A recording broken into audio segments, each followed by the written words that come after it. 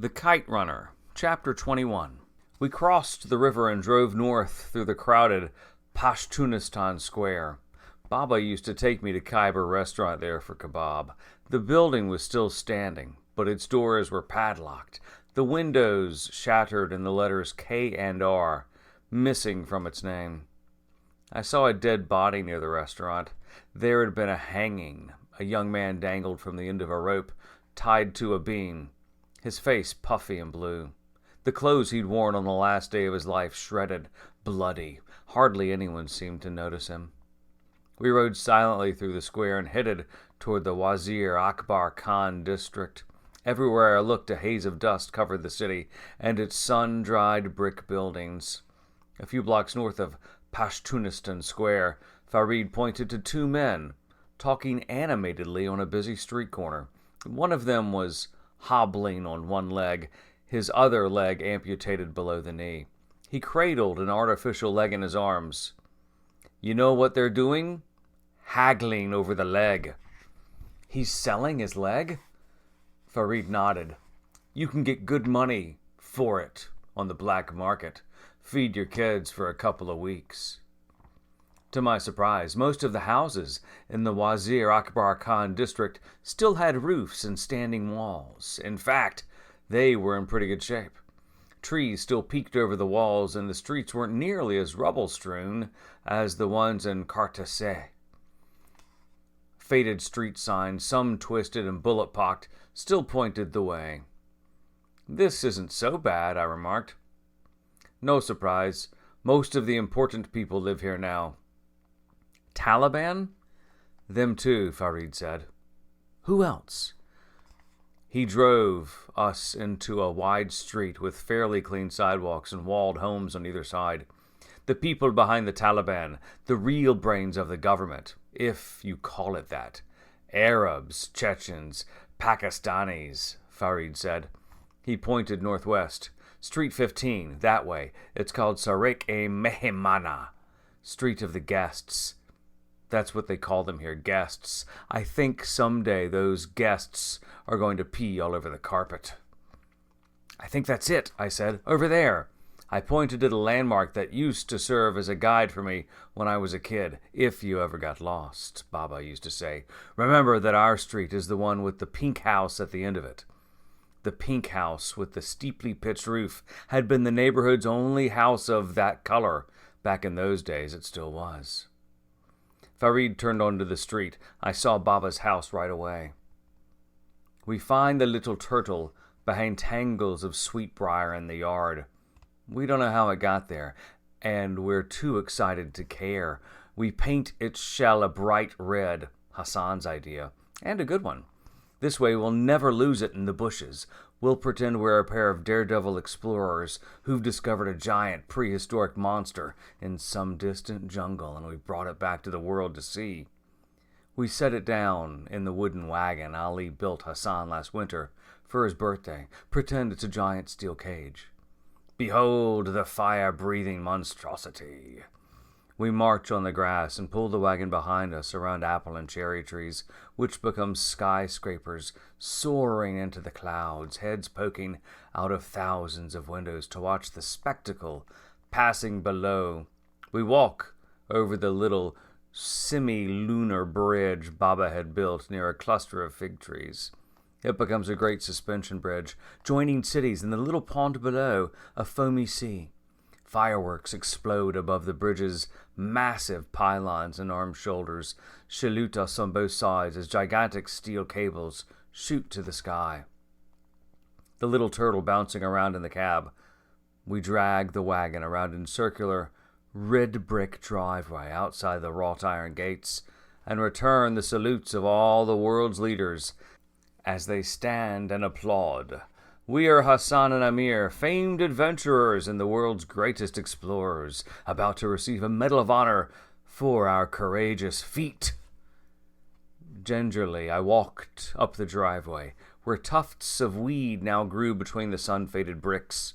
I stood outside the gates of my father's house, feeling like a stranger. I set my hands on the rusty bars, remembering how I'd run through those same gates thousands of times as a child.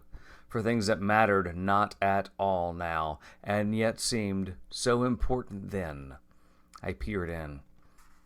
The driveway extension that led from the gates to the yard, where Hassan and I took turns falling the summer we learned to ride a bike, didn't look as wide or as long as I'd remembered it. The asphalt had split in a lightning streak pattern, and more tangles of weed sprouted through the fissures. Most of the poplar trees had been chopped down, the trees Hassan and I used to climb to shine our mirrors into the neighbors' homes. The ones were still standing, were leafless. The wall of ailing corn was still there, though I saw no corn, ailing or otherwise, along that wall now. The paint had begun to peel, and sections of it slogged off altogether. The lawn had turned the same brown as the haze of dust hovering over the city, dotted by bald patches of dirt where nothing grew at all. A jeep was parked in the driveway, and that looked all wrong. Baba's black Mustang belonged there. For years the Mustang's 8 cylinders roared to life every morning, rousing me from sleep. I saw that oil had spilled under the jeep and stained the driveway like a big Rorschach ink blot. Beyond the jeep, an empty wheelbarrow lay on its side. I saw no sign of the rose bushes that Baba and Ali had planted on the left side of the driveway. Only dirt that spilled onto the asphalt. And weeds. Farid honked twice behind me. "We should go, Aga. We'll draw attention," he called. "Just give me one more minute," I said.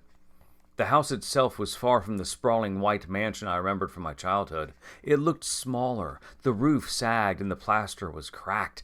The windows to the living room, the foyer, and the upstairs guest bathroom were broken, patched haphazardly with sheets of clear plastic or wooden boards nailed across the frames. The paint, what sparkly white, had faded to ghostly gray and eroded in parts, revealing the layered bricks beneath. The front steps had crumbled. Like so much else in Kabul, my father's house was the picture of fallen splendor. I found the window to my old bedroom, 2nd floor, 3rd window south of the main steps to my house. I stood on tiptoes, saw nothing beyond the window but shadows. 25 years earlier, I had stood behind that same window, thick rain dripping down the panes and my breath fogging up the glass. I had watched Hassan and Ali load their belongings into the trunk of my father's car. "Amir Aga," Farid called back. "I'm coming," I shot back. Insanely, I wanted to go in. Wanted to walk up the front steps where Ali used to make Hassan and me take off our snow boots. I wanted to step into the foyer, smell the orange peel Ali had always tossed into the stove to burn with sawdust. Sit at the kitchen table, have tea with a slice of naan, listen to Hassan sing old Hazara songs. Another honk. I walked back to the Land Cruiser parked along the sidewalk. Farid sat smoking behind the wheel. "I have to look for one more thing," I told him. "Can you hurry?" "Give me 10 minutes." "Go then." Then, just as I was turning to go, "Just forget it all. Makes it easier." "To what?" "To go on," Farid said. He flicked his cigarette out the window. "How much more do you need to see? Let me save you the trouble. Nothing that you remembered has survived. Best to forget." "I don't want to forget any more," I said. "Give me 10 minutes. We hardly broke a sweat, Hassan and I, when we biked up the hill just north of Baba's house. We scampered about the hilltop, chasing each other, or sat on a sloped ridge where there was a good view of the airport in the distance. We'd watch airplanes take off and land, go running again. Now, by the time I reached the top of the craggy hill, each ragged breath felt like inhaling fire. Sweat trickled down my face. I stood breezing and wheezing for a while, a stitch in my side. Then I went looking for the abandoned cemetery. It didn't take me long to find it. It was still there, and so was the old pomegranate tree. I leaned against the gray stone gateway to the cemetery where Hassan had buried his mother. The old metal gates hanging off the hinges were gone, and the headstones were barely visible through the thick tangles of weeds that had claimed the plot. A pair of crows sat on the low wall that enclosed the cemetery.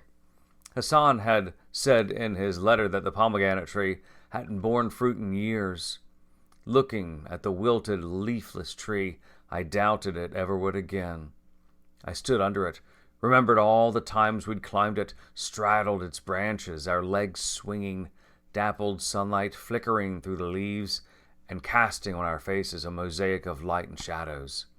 The tangy taste of pomegranate crept into my mouth. I hunkered down on my knees and brushed my hands against the trunk. I found what I was looking for. The carving had dulled, almost faded altogether, but it was still there. Amir and Hassan, the sultans of Kabul. I traced the curve of each letter with my fingers, picked small bits of bark from the tiny crevices. I sat cross-legged at the foot of the tree and looked south on the city of my childhood. In those days, treetops poked behind the walls of every house. The sky stretched wide and blue, and laundry drying on clotheslines glimmered in the sun. If you listened hard, you might even hear the call of the fruit seller passing through Wazir Akbar Khan with his donkey. Cherries, apricots, grapes. In the early evening, you would have heard azan, the muezzins called a prayer from the mosque in Shar al-Nah. I heard a honk and saw Farid waving at me. It was time to go. We drove south again, toward Pashtunistan Square. We passed several more red pickups with armed, bearded young men crammed into the cabs. Farid cursed under his breath every time we passed one. I paid for a room at a small hotel near Pashtunistan Square. 3 little girls dressed in identical black dresses and white scarves clung to the slight, bespectacled man behind the counter. He charged me $75, an unthinkable price given the rundown appearance of the place, but I didn't mind. Exploitation to finance a beach house in Hawaii was one thing. Doing it to feed your kids was another. There was no hot running water and the cracked toilet didn't flush. Just a single steel frame bed with a worn mattress, a ragged blanket, and a wooden chair in the corner.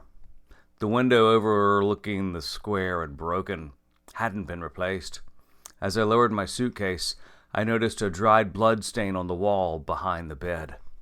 I gave Farid some money and he went to get some food. He returned with 4 sizzling skewers of kebab, fresh naan, and a bowl of white rice. We sat on the bed and all but devoured the food. There was one thing that hadn't changed in Kabul after all. The kebab was as succulent and delicious as I remembered. That night, I took the bed and Farid lay on the floor, wrapped himself with an extra blanket for which the hotel owner charged me an additional fee. No light came into the room except for the moonbeams streaming through the broken window. Farid said the owner had told him that Kabul had been without electricity for 2 days now, and his generator needed fixing.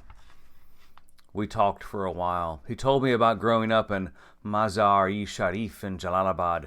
He told me about a time shortly after he and his father joined the jihad and fought the Shorai in Panjshir Valley. They were stranded without food and ate locusts to survive. He told me of the day helicopter gunfire killed his father, of the day the landmine took his 2 daughters. He asked me about America. I told him that in America you could step into a grocery store and buy any of 15 or 20 types of cereal. The lamb was always fresh, and the milk cold, the fruit plentiful, and the water clean. Every home had a TV, and every TV a remote, and you could get a satellite dish if you wanted. Receive over 500 channels. 500? Farid exclaimed. 500. We fell silent for a while. Just when I thought he had fallen asleep, Farid chuckled. Aga, did you hear what came home and complained that her husband had beaten her? I could feel him smiling in the dark, and a smile of my own formed on my face. There wasn't an Afghan in the world who didn't know at least a few jokes about the bumbling mullah. What? He beat her too. then sent her back to tell the husband that Mullah was no fool. If the bastard was going to beat his daughter, then Mullah would beat his wife in return. I laughed, partially at the joke, partially at how Afghan humor never changed. Wars were waged, the internet was invented, and a robot had rolled on the surface of Mars. And in Afghanistan, we were still telling Mullah Nasruddin jokes. Did you hear about the time Mullah had placed a heavy log on his shoulders and was riding his donkey? I said. No. Someone on the street said, "Why don't you put down the bag on the donkey?" And he said, "That will be cruel. I'm heavy enough already for the poor thing." We exchanged Mullah Nasruddin jokes until we ran out of them, and we fell silent again. "Amir Aga," Farid said, startling me from near sleep. "Yes." "Why are you here? I mean, why are you really here?" "I told you. For the boy?" "For the boy." Farid shifted on the ground. "It's hard to believe. Sometimes I myself can hardly believe I'm here." "No, what I mean to ask is why that boy? You came all the way from America for a Shia?" That killed all the laughter in me, and the sleep. I am tired. I said, "Let's get some sleep." Farid's snoring soon echoed through the empty room. I stayed awake, hands crossed on my chest, staring into the starlit night through the broken window and thinking that maybe what people said about Afghanistan was true. Maybe it was a hopeless place. A bustling crowd was filling Ghazi Stadium when we walked through the entrance tunnels. Thousands of people milled about the tightly packed concrete terraces. Children played in the aisles and chased each other up and down the steps. The scent of garbanzo beans and spicy sauce hung in the air, mixed with the smell of dung and sweat. Farid and I walked past street peddlers selling cigarettes, pine nuts, and biscuits. A scrawny boy in a tweed jacket grabbed my elbow and spoke into my ear, asked me if I wanted to buy some sexy pictures. "Very sexy, Aga," his alert eyes darting from side to side, reminding me of a girl who a few years earlier had tried to sell me crack in the Tenderloin district in San Francisco. The kid peeled one side of his jacket open and gave me a fleeting glance of his sexy pictures, postcards of Hindi movies showing doe-eyed, sultry actresses fully dressed in the arms of their leading men. "So sexy," he repeated. "Nay, thanks," I said, pushing past him. "He gets caught, they'll give him a flogging. That'll waken his father in the grave," Farid muttered. There was no assigned seating, of course. No one to show us politely to our section, aisle, row, and seat. There never had been, even in the old days of the monarchy. We found a decent spot to sit, just left of midfield, though it took some shoving and elbowing on Farid's part. I remember how green the playing field had been in the 70s, when Baba used to bring me to soccer games here. Now the pitch was a mess. There were holes and craters everywhere, most noticeably a pair of deep holes in the ground behind the southern goalposts. And there was no grass at all, just dirt. When the two teams finally took the field, all wearing long pants despite the heat, and play began, it became difficult to follow the ball in the clouds of dust kicked up by the players. Young, whip-toting talibs roamed the aisles, striking anyone who cheered too loudly. They brought them out shortly after the halftime whistle blew. A pair of dusty red pickup trucks, like the one I'd seen around town since I'd arrived, rode into the stadium through the gates. The crowd rose to its feet. A woman dressed in a green burqa sat in the cab of one truck, a blindfolded man in the other. The trucks drove around the track, slowly as if to let the crowd get a long look. It had the desired effect. People craned their necks, pointed, stood on tiptoes. Next to me, Farid's Adam's apple bobbed up and down, as if he mumbled a prayer under his breath. The red trucks entered the playing field, rode toward one end in twin clouds of dust, sunlight reflecting off their hubcaps. A third truck met them at the end of the field. This one's cab was filled with something, and I suddenly understood the purpose of these two holes behind the goalposts. They unloaded the third truck. The crowd murmured in anticipation. "Do you want to stay?" Farid said gravely. "No," I said. I had never in my life wanted to be away from a place as badly as I did now. But we have to stay. Two talibs with Kalashnikovs slung across their shoulders helped the blindfolded man from the first truck, and two others helped the burqa-clad woman. The woman's knees buckled under her, and she slumped to the ground. The soldiers pulled her up, and she slumped again. When they tried to lift her again, she screamed and kicked. I will never, as long as I draw breath, forget the sound of that scream. It was the cry of a wild animal trying to pry its mangled leg free from the bear trap. Two more talibs joined in and helped force her into one of the chest-deep holes. The blindfolded man, on the other hand, quietly allowed them to lower him into the hole dug for him. Now only the accused pair's torsos protruded from the ground. A chubby, white-bearded cleric, dressed in gray garments, stood near the goalposts and cleared his throat into a handheld microphone. Behind him, the woman in the hole was still screaming. He recited a lengthy prayer from the Quran, his nasal voice unadulting through the sudden hush of the stadium's crowd. I remembered something Baba had said to me a long time ago. Piss on the beards of those self-righteous monkeys. They do nothing but thumb their rosaries and recite a book written in a tongue they don't even understand. God help us all if Afghanistan ever falls into their hands. When the prayer was done, the cleric cleared his throat. "Brothers and sisters," he said, speaking in Farsi, "we are here today to carry out Sharia. We are here today to carry out justice. We are here today because the will of Allah and the word of the Prophet Muhammad, peace be upon him, are alive and well in Afghanistan, our beloved homeland. We listen to what God says and we obey because we are nothing but humble, powerless creatures before God's greatness. And what does God say, I ask you? What does God say?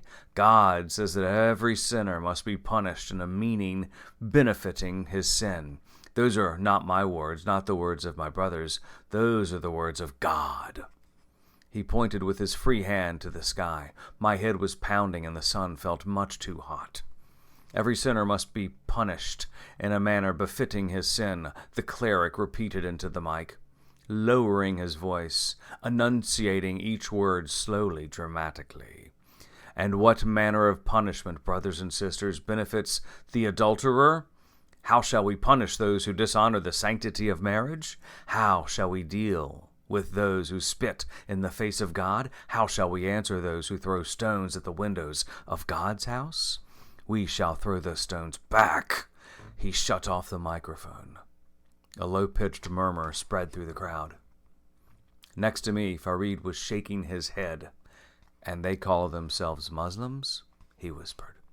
Then a tall, broad-shouldered man stepped out of the pickup truck. The sight of him drew cheers from a few spectators. This time, no one was struck with a whip for cheering too loudly. The tall man's sparkling white garment glimmered in the afternoon sun. The hem of his loose shirt fluttered in the breeze. His arms spread like those of Jesus on the cross. He greeted the crowd by turning slowly in full circles. When he faced our section, I saw he was wearing dark, round sunglasses, just like the ones John Lennon wore. "That must be our man," Farid said. The tall talib with the black sunglasses walked up to the pile of stones they had unloaded from the third truck. He picked up a rock and showed it to the crowd. The noise fell, replaced by a buzzing sound that rippled through the stadium. I looked around me and saw that everyone was tisking. The talib, looking absurdly like a baseball pitcher on the mound, hurled the stone at the blindfolded man in the hole. It struck the side of his head. The woman screamed again. The crowd made an "oh" sound. I closed my eyes and covered my face with my hands. The spectators, oh, rhymed with each flipping of the stone, and that went on for a while. When they stopped, I asked Farid if it was over. He said no. I guess the people's throats had tired.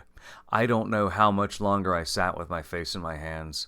I know that I reopened my eyes when I heard people around me asking, "Mord? Mord? Is he dead?" The man in the hole was now a mangled mess of blood and shredded rags. His head slumped forward, chin on chest. The talib in the John Lennon sunglasses was looking down at another man, squatting next to the hole, tossing a rock up and down in his hand. The squatting man had one end of a stethoscope to his ears and the other pressed on the chest of the man in the hole. He removed the stethoscope from his ears and shook his head no at the talib in the sunglasses. The crowd moaned. John Lennon walked back to the mound. When it was all over, when the bloodied corpses had been unceremoniously tossed into the backs of the red pickup trucks, separate ones, a few men with shovels hurriedly filled the holes. One of them made a passing attempt at covering up the large bloodstains by kicking dirt over them. A few moments later, the teams took the field. Second half was underway.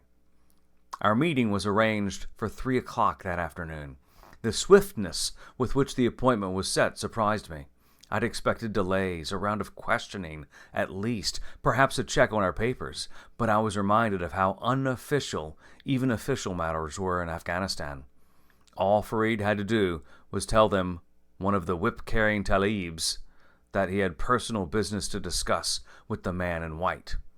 Farid and he exchanged words. The guy with the whip then nodded and shouted something in Pashto to a young man on the field, who ran to the south end goalposts, where the talib in the sunglasses was chatting with the plump cleric who'd given the sermon. The three spoke. I saw the guy in the sunglasses look up. He nodded, said something in the messenger's ear. The young man relayed the message back to us. It was set then. 3 o'clock.